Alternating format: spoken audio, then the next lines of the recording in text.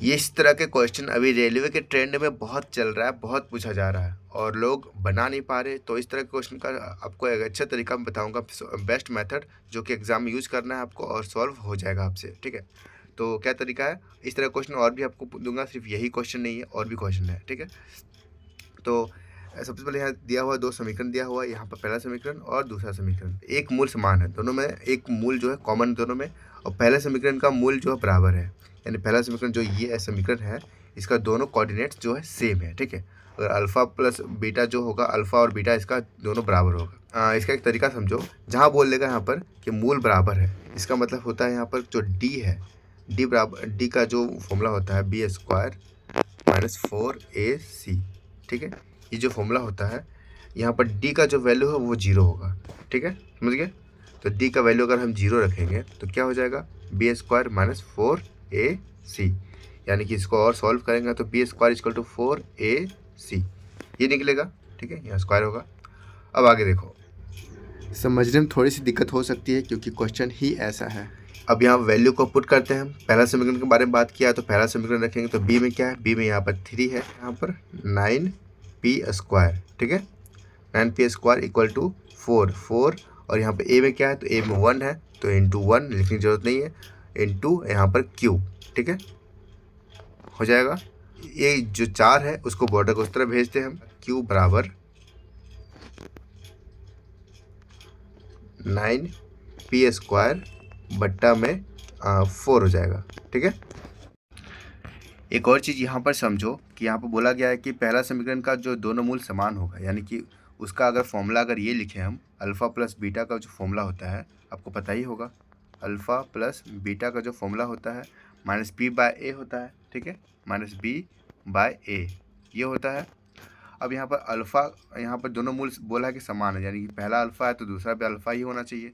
यानी कि अगर इसको हम ये ना लिख के अगर इसको अल्फ़ा लिखेंगे तो कोई दिक्कत नहीं है, और इसको अगर अल्फ़ा प्लस अल्फ़ा यानी कि 2 अल्फ़ा हो जाएगा यहाँ पर। ठीक है, यानी इसको हम 2 अल्फ़ा लिख सकते हैं हम, 2 अल्फ़ा। अब 2 अल्फ़ा में ये 2 जो है यहाँ इधर इधर जाएगा। ठीक है, अब यहाँ पर देखो डायरेक्टली बनेगा क्या, यहाँ पर 2 यहाँ पर चल जाएगा। अब देखो अल्फ़ा बराबर क्या हो जाएगा, यहाँ माइनस बी है तो यहाँ पर -3 है। ठीक है, -3 है, -3 माइनस माइनस कट जाएगा, यानी कि हमको सिर्फ 3 लिखना है, 3p/2, 3p/2। अब मेरा अल्फ़ा जो है 3p/2 निकला है, इसका मतलब, और इसमें क्वेश्चन में ये भी बोला गया है कि एक मूल जो है उभयनिष्ठ है, तो हम अल्फ़ा को उभयनिष्ठ मान सकते हैं, यानी कि दोनों इक्वेशन में मेरा 3p/2 आना चाहिए मेरा। ठीक है, तो अब इस अल्फ़ा को हम पुट करेंगे दूसरे इक्वेशन के x की जगह पर, जिससे t का वैल्यू निकल जाएगा। तो कितना हो जाएगा, 9p²/4।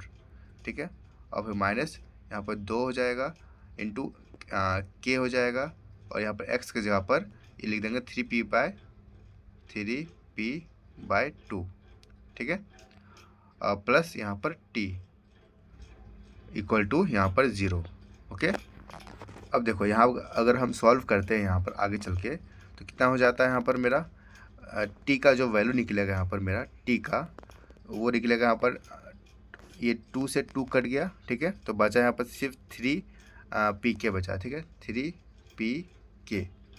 ओके, माइनस 9 यहाँ पर p²/4।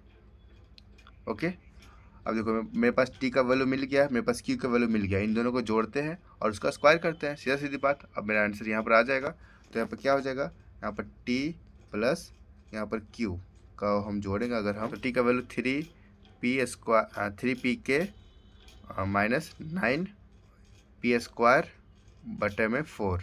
ठीक है, और q का वैल्यू क्या है, q का वैल्यू भी यहाँ पर है, ये प्लस करेंगे यहाँ पर, और इसका क्या है 9 यहाँ p²/4। ठीक है, अब देखो यहाँ पर दोनों समान है, एक जैसा दिख रहा है, ये और ये कट जाएगा यानी 0 हो जाएगा। का जो वैल्यू आ गया है वो सिर्फ यहाँ पर 3p होगा। ठीक है, तो हमें इसका स्क्वायर पूछा है, इस सब की ज़रूरत नहीं है। ठीक है, इसको हटाते पहले। ओके,